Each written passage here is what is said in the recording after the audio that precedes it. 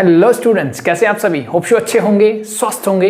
तो स्टार्ट करते हैं एंड हमारा नेक्स्ट टॉपिक है equation of a plane passing through a point and parallel to a given plane. तो मेनली जो आज हम बात करने वाले हैं कि parallel to a given plane मतलब मुझे किसी एक प्लेन की इक्वेशन निकालनी होगी, ठीक है, और उसके पैरेलल मुझे एक और प्लेन क्या होगा, गिवन होगा। ये दो पैरेलल प्लेन मुझे गिवन होंगे, ठीक है, एक की इक्वेशन मुझे निकालनी है। तो वो कैसे निकालेंगे, तो इसके लिए थोड़ा सा पीछे चलते हैं। अगर आपको याद हो 10th स्टैंडर्ड में जब हम linear equation in two variable पढ़ते थे, चलो मैं इक्वल टू लिख लेता हूं, see linear equation in two variables, वहां पे हम एक चीज पढ़ते थे कि दो लाइंस, एक ये लाइन मुझे गिवन होती है, this is the equation of A line. Yes, अगर मुझे इसके पैरेलल लाइन बतानी हो क्या हो सकती है, तो क्या होते थे, तो हम इसके लिए सिंपली करते थे सर कि x और y के कोफिशिएंट को क्या कर लो, सेम कर लो, ठीक है, और यहां पे इस c की बजाय कुछ और लिख दो, बस इस c को छोड़ के कुछ भी लिख दो, डजंट मैटर। तो लेट भी मैंने यहां पे अगर d लिख दिया तो ये दोनों लाइंस हमेशा क्या रहेगी, मेरी पैरेलल लाइंस को रिप्रेजेंट करेगी। ये चीज हमने सीखी हुई थी जब हम 10th क्लास में थे। और दो पैरेलल लाइन की इक्वेशंस, एक स्पेशल क्वेश्चन होता था जहां पे पूछा जाता कि एक इक्वेशन मुझे गिवन होती थी, उसके पैरेलल लाइन मुझे लिखनी है, उसके कॉन्स्टेंट लाइन मुझे लिखनी है, और उसके साथ जो यूनिक सॉल्यूशन बनाती है, मतलब इंटरसेक्ट करती है, उस लाइन की इक्वेशन मुझे बतानी होती थी। तो ऐसे हम करते थे। ये d की वैल्यू कुछ भी हो इस c को छोड़ के, तो हमेशा लाइंस कैसी रहेगी, पैरेलल रहेगी। ये सुनो, यस। तो यहां पे मेरे पास बहुत आसान सा तरीका होता था कि सर इन कोफिशिएंट्स को एज इट इज रखो, सिर्फ चेंज क्या करना आपको, जो कांस्टेंट टर्म होती थी उसको हम चेंज करते थे, तो मेरी क्या बन जाती थी, इक्वेशन। तो इस चीज को आप अपने दिमाग में रखना है। और मैंने बोला कि हर चीज जो लाइन पे अप्लीकेबल थी वो सारी प्लेन पे होती है, बस थोड़ा सा एक्सटेंड करना है, मतलब एक कोऑर्डिनेट एक्स्ट्रा बढ़ जाता है बस मेरा, ठीक है। तो वही चीजें यहां पे भी अप्लाई होगी। देखो ध्यान से, मेरे पास दो प्लेन है। लेट में मैंने बोला कि एक प्लेन की इक्वेशन जो है, जो मेरा गिवन प्लेन है उसकी इक्वेशन है कुछ ऐसे, ये मेरी जनरल इक्वेशन ऑफ प्लेन होती है, ये सुनो, यस, ठीक है। Or perpendicular vector is equal to Q, यही होता है। सो मान लो मुझे इस प्लेन की इक्वेशन निकालनी है, मुझे क्या करना है, इस प्लेन की इक्वेशन निकालनी है। तो एक चीज मैं आपसे पूछता हूं, ये दोनों प्लेन क्या है सर, पैरेलल है। इसका मतलब अगर मैं इन दोनों पे परपेंडिकुलर ड्रॉ करता हूं, ठीक है, तो परपेंडिकुलर के बारे में आपका क्या ख्याल है? सर सीधी सी बात है, जब ये दोनों प्लेन पैरेलल हैं, इनके ऊपर कोई भी परपेंडिकुलर ड्रॉ करोगे वो भी दोनों पे ही परपेंडिकुलर होगा। इसका मतलब मुझे समझ में आ गया कि अगर मैं इस प्लेन की इक्वेशन निकालना चाहता हूं, ठीक है, तो r तो मेरा कोई जनरल पॉइंट ही होता है। ये सुनो सर, बिल्कुल होता है। ये n मेरा क्या है सर, परपेंडिकुलर है। n मेरा क्या है, परपेंडिकुलर। तो भाई इस प्लेन के परपेंडिकुलर तो इसके भी होगा, क्योंकि दोनों प्लेन क्या है, परपेंडिकुलर है। That is this is equal to, अब मुझे ये नहीं पता q होगा, t होगा, p होगा, सो दैट्स व्हाई मैंने यहाँ पे क्या लिख दिया, लेट बी कोई भी d से रिप्रेजेंट कर लो, q1 से कर लो, p1 से कर लो, जो आपकी दिल करे उससे आप लिख सकते हो, क्योंकि ये कोई स्केलर क्वांटिटी है। ये सुनो, so that is the required equation of a plane which is parallel to this plane, which is parallel to this plane. ये सुनो, तो कोई भी दो प्लेन अगर आपको पैरेलल बोले जाएं और एक प्लेन की मेरे पास इक्वेशन हो, तो दूसरे प्लेन की इक्वेशन मैं ऐसे चेंज कर सकता हूं। यही चीज मैंने यहां पे लाइन के लिए समझाई थी। मुझे सिर्फ कांस्टेंट टर्म को क्या करना है, चेंज करना है। तो मैंने सिर्फ कांस्टेंट टर्म को क्या कर दिया, यहां पे चेंज कर दिया, सिंपल। यस सुनो, यस। इसी बात को कार्टेशियन फॉर्म में कैसे लिखते हैं, इसी इक्वेशन को कार्टेशियन फॉर्म में लिखते हैं sir, ax plus by plus cz is equal to D. ये सुनो, यस, ठीक है। अब कुछ बच्चे बोलेंगे sir plus D equal to 0 लिखते हैं, कोई फर्क नहीं पड़ता बेटा, डी को उधर ले जाओ, ठीक है। फिर बोलेंगे माइनस डी होता है, थोड़ा कॉमन सेंस यूज करो यार, माइनस टी कैपिटल लिख दो, पी लिख दो, कुछ भी लिख दो, उसको मैं डी लिख सकता हूं, कोई ना कोई कॉन्स्टेंट ही ना, सिंपली इजी बनाने के लिए मैंने बताया।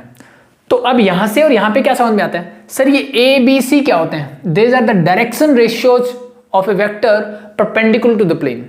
और थोड़ी देर पहले हमने ये सीखा कि दोनों के जो परपेंडिकुलर वेक्टर है वो तो सेम होगा, क्योंकि दोनों पैरेलल है। तो इसका मतलब उसके डायरेक्शन रेशियोज भी यही होंगे जब इस प्लेन की हम बात करेंगे। तो this equation simply become ax plus by plus cz, but हमने नहीं पता कि ये d होगा क्या होगा, दैट्स वाई मान लो मैंने इसको d1 से रिप्रेजेंट कर लिया। So that's simple thing.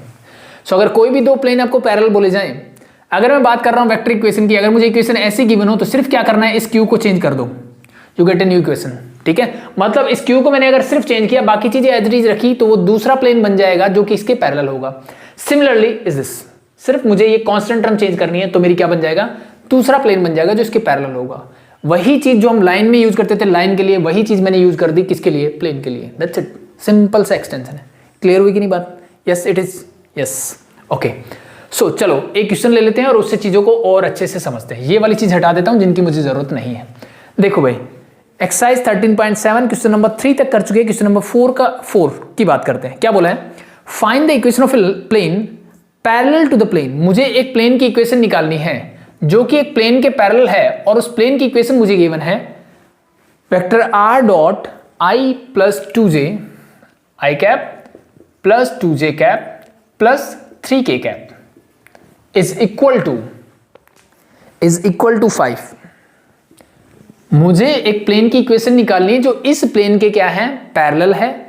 और फिर उसने बोला and passing through the point 3, -1, 2, और वो जो प्लेन है जिसकी इक्वेशन निकालनी है वो 3, -1, 2 से पास भी करता है। ये इंफॉर्मेशन मुझे गिवन है, तो we have to find the equation of this plane. तो अब मैंने मान लिया कि ये इक्वेशन, इस प्लेन की इक्वेशन मुझे ये गिवन है सर, ठीक है। मुझे इस प्लेन की इक्वेशन निकालनी है जिसके ऊपर मुझे एक पॉइंट गिवन है ये, ठीक है। तो पहली चीज तो मुझे समझ में आनी चाहिए कि मेरे पास इंफॉर्मेशन क्या है। मेरे पास इंफॉर्मेशन ये है सर कि ये दोनों प्लेन जो है ना, ये जो जिसकी इक्वेशन मुझे चाहिए और ये गिवन प्लेन दोनों क्या है, पैरेलल है। यस और नो? यस। क्या बोला? Find the equation of a plane parallel to the plane this. मुझे उस प्लेन की इक्वेशन निकालनी है जो इस प्लेन के क्या हो, पैरेलल हो। तो अभी अभी मैंने थोड़ी देर पहले सीखा कि भाई अगर ऐसे मेरे पास एक प्लेन हो, उसके पैरेलल प्लेन कैसे लिख सकता हूं, ऐसे। सो सिंपल पहला काम यही करना है सॉल्यूशन में कि plane parallel to the plane, कौन सा प्लेन, ये वाला, तो r dot i cap plus 2j cap plus 3k cap is equal to 5 is. भाई कोई भी प्लेन जो इसके पैरेलल होगा उसकी इक्वेशन किस टाइप की होगी? हमने सीखा सर इस बात पे कोई फर्क नहीं पड़ता, r डॉट n पे सिर्फ फर्क पड़ता है d पे। क्यों? क्योंकि r तो सर कोई भी जनरल पॉइंट है, n जो होता है वो मेरे परपेंडिकुलर वेक्टर होता है। दोनों प्लेन पैरेलल है तो उनके परपेंडिकुलर वेक्टर भी सेम होगा।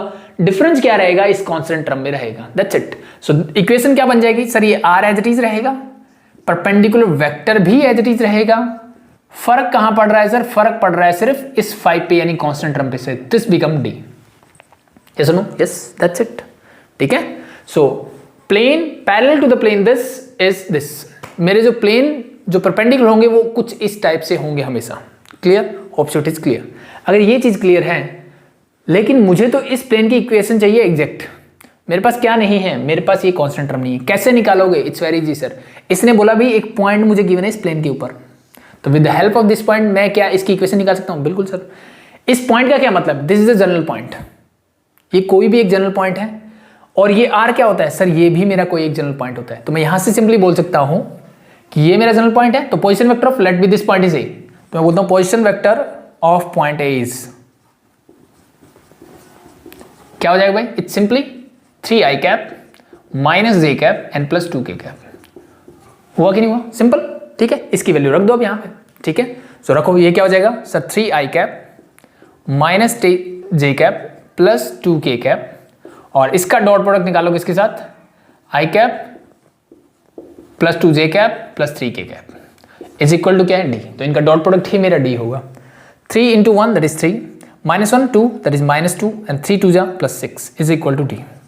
9 - 2 7, तो d की वैल्यू क्या आ गई सर? 7। इस d को रख दो यहाँ पे। ठीक है, तो required equation of the plane. अब ध्यान रखना, मैंने ये बोला कि ये पॉइंट यहां मैंने क्यों रखा है?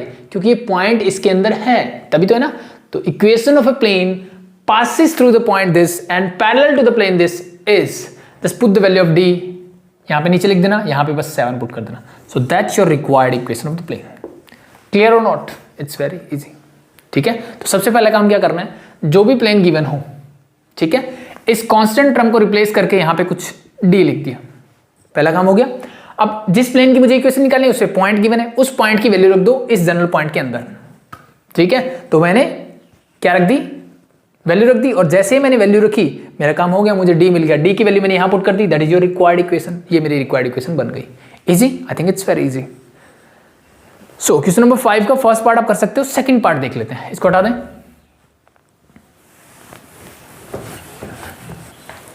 सेकंड पार्ट में क्या है? सेकंड पार्ट में ये जो इक्वेशन है ये मुझे कार्टेशियन फॉर्म में गिवन है। सिर्फ क्या गिवन है? कार्टेशियन फॉर्म में।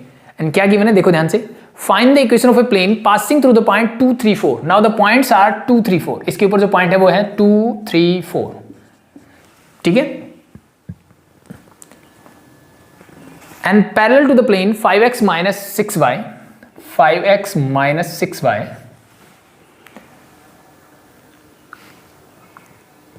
Plus 7z equal to 3। ये प्लेन है सर मेरे पास, ठीक है।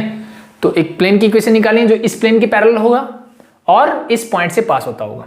तो देखो कार्टेशियन फॉर्म में मैंने क्या बताया सर, सेम ही बात है, कोई फर्क नहीं पड़ता। इस प्लेन के पैरेलल प्लेन कैसा होगा सर, इस कांस्टेंट टर्म को चेंज कर दो बस।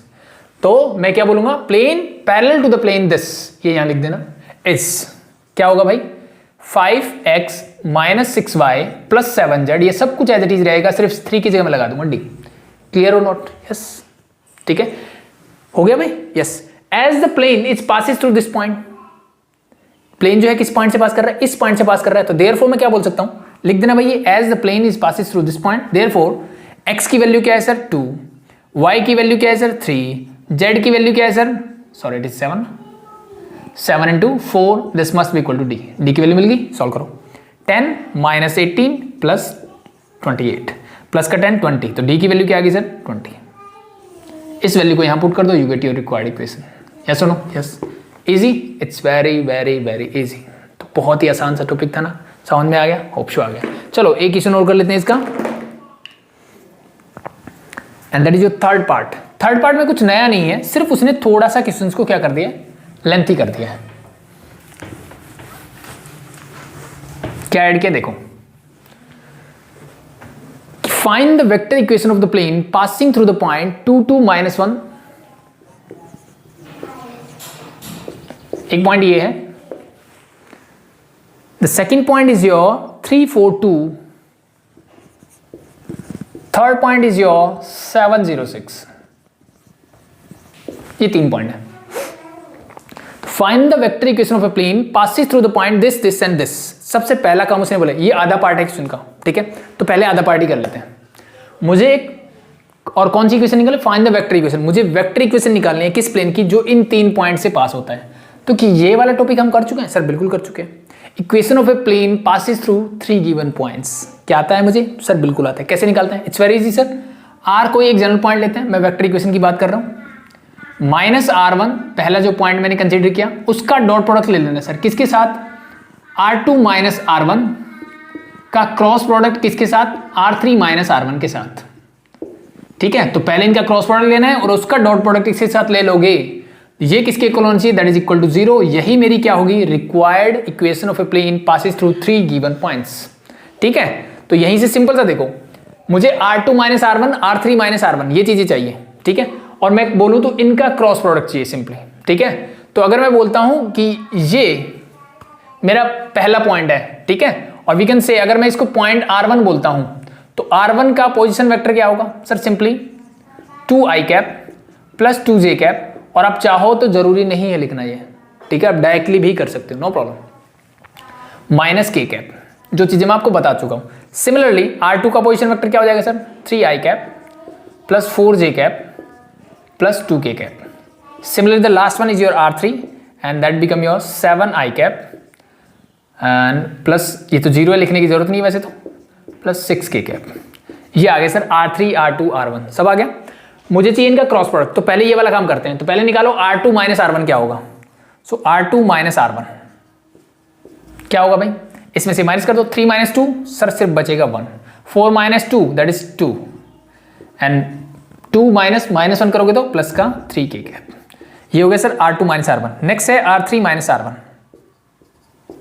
इसमें से माइनस करो, 7 minus 2 that you get 5i cap, 0 minus 2 minus 2j cap and 6 plus 1 हो जाएगा, तो ये 7k कैप बन गया। इन दोनों क्रॉस प्रोडक्ट आता है निकाला, निकालो फटाफट से, क्या आएगा sir, this is your simply R2 minus R1 का क्रॉस प्रोडक्ट लेना है मुझे किसके साथ, R3 माइनस R1 के साथ, सिंपल। तो ऊपर आ जाएगा sir I J and K simply, clear. R2 minus R1 के स्केलर कंपोनेंट क्या क्या है, 1 2 एंड 3। R3 माइनस R1 के 5 माइनस 2 एंड 7, सॉल्व इट। पहले I के लिए तो ये हो जाएगा 14 और प्लस का 6 20 I कैप। J के लिए माइनस आएगा पहले साइन, इस कॉलम और इस रो को छोड़ोगे, 7 माइनस 15 7 माइनस 15 मतलब प्लस का 8 J cap, and the last one is four K, this is -2 and -10, तो -12 के कैप। तो ये क्या आ गया मेरा सर, इन दोनों का क्रॉस प्रोडक्ट आ गया। अब चाहो तो यहाँ से कॉमन अगर कुछ आ रहा है तो ले सकते हो, मुझे सिंपल से दिख रहा है 4 मैं कॉमन ले सकता हूँ, तो this become 5 I cap plus 2 J cap minus 3 K cap, this is better. ये क्या आया मेरा सर, ये मेरा ये वाला क्रॉस प्रोडक्ट आ गया। इसका डॉट प्रोडक्ट लेना मुझे r माइनस r1 के साथ। So now the equation of the plane is, the required equation of the plane is r is a general point minus r1। r1 मैंने इसको बोला तो इसी को ले लेते हैं। वैसे इन जनरल मैंने बोला हुआ है कि किसी को भी r1 ले लो, डजंट मैटर, कोई फर्क नहीं पड़ेगा आपका। So this become your 2 I cap plus 2 J cap minus K cap, लिख दिया मैंने as it is, r minus r1 is there. और इसका डॉट प्रोडक्ट किसके साथ सर, ये क्रॉस प्रोडक्ट के साथ, तो दैट इज योर 4 इंटू 4। तो इस 4 स्केलर क्वांटिटी को मैं कहीं भी लिख सकता हूं, तो इस 4 को मैंने लिख दिया आगे। बाकी क्या बचा, 5 I cap plus 2 J cap minus 3 K cap and this whole equal to 0। ठीक है, इस 4 को उधर ले जाओ तो ये तो हो गया 0, काम खत्म इसका। अंदर ले आओ, इसकी मल्टीप्लाई पहले r से करोगे तो r dot this become your 5 I cap plus 2 J cap minus 3 K cap. वैसे आप ये चीज़ें पहले से जानते हो तो ये आप खुद से भी ट्राई कर सकते थे, नो प्रॉब्लम। इसका अब इससे डॉट प्रोडक्ट, तो ये माइनस का साइन मैंने एज इट इज रखा, बाकी करो 5 2 जा सर 10, 2 2 जा sir 4, minus 3 minus 1 that is plus 3 whole equal to 0। ये क्या होगा 17, तो इस पूरे को उठा के मैंने लिख दिया माइनस का 17। So that is your required equation of the plane. इस 17 को चाहो तो उस तरफ ले जाओ स्टैंडर्ड फॉर्म बनाने के लिए, इन जनरल में ऐसे रखते हैं तो इक्वल टू जाएगा तो ये हो जाएगा प्लस, तो this is something like that. So this is your vector equation of a plane passes through the 3 given point this this and this. ये हो गया इस क्वेश्चन का पहला पार्ट। ठीक है, अब इसी क्वेश्चन ने आगे क्या बोला है उसको देखते हैं। तो ये वाला पोर्शन मैं हटाता हूँ, ये चीजें हमें पहले से भी आती है और यहाँ तक आपको किसी को कोई प्रॉब्लम होनी भी नहीं चाहिए। ठीक है, और यहां से आगे आज हमने सीख लिया है वैसे तो। So this is the required equation of the plane and the next thing is, इसने बोला है also find the vector equation of a plane passes through the point 431। मुझे एक प्लेन की वेक्टर इक्वेशन निकालनी है जो इस पॉइंट से पास करता है, पहली चीज, and parallel to the plane obtain. अब वो जो मैंने ये प्लेन लाया ना, इसके क्या है, पैरेलल भी है। तो इसका मतलब equation of a plane, the first thing is same, equation of a plane, equation of plane parallel to this plane is, this is something like that 5 I cap plus 2 J cap minus 3 K cap. क्या replace करना है, सिर्फ 17 को d से replace कर दो, that's it. As this plane is passes through this point, ठीक है, तो इस पॉइंट का पोजीशन वेक्टर क्या होगा, इसी पॉइंट को लिखने का। लेट भी मैंने इस पॉइंट को a बोला, तो position vector of point is simply sir 4 I cap plus 3 J cap and plus K cap, हम सब जानते हैं। बस इस आर की वैल्यू पुट कर दो at this point lie on this plane, so therefore ये सेटिस्फाई करेगा इसको, तो therefore 4 I cap plus 3 J cap plus K cap, और इसका ले लो dot product 5 I cap plus 2 J cap minus 3 K cap के साथ इज इक्वल टू हो जाएगा डी। सॉल्व इट, 4 5 जा 20, 3 2 जा 6, और ये हो जाएगा माइनस का 3 इज इक्वल टू डी। तो ये क्या आ गया 23, डी की वैल्यू क्या आ गई 23। तो required equation of the plane, just replace it, that's your required answer, that's it. So that's all about equation of a plane passes through a given point and parallel to a given plane. In the next lecture हम बात करेंगे equation of a plane which is perpendicular to the two given plane, which is perpendicular to two given plane. आज किसकी बात की, दो plane जब parallel given होंगे। कल बात करेंगे जब एक प्लेन के जिसकी इक्वेशन मुझे निकालनी है उसके परपेंडिकुलर मुझे प्लेन गिवन होंगे, उसके बारे में बात करेंगे। तो आई थिंक छोटा सा लेक्चर था, चीज़ क्लियर हुई। कोई भी डाउट हो कमेंट सेक्शन में पूछ सकते हैं, ओके। और डिस्क्रिप्शन में आपको डाउट ग्रुप का लिंक भी मिल जाएगा, उसको भी आप ज्वाइन कर सकते हैं। That's it. सो अभी के लिए थैंक यू, और अगर लेक्चर पसंद आ रहा है तो कमेंट जरूर करें, वीडियो लाइक जरूर करें और अपने दोस्तों को शेयर भी जरूर करें। अभी के लिए थैंक यू।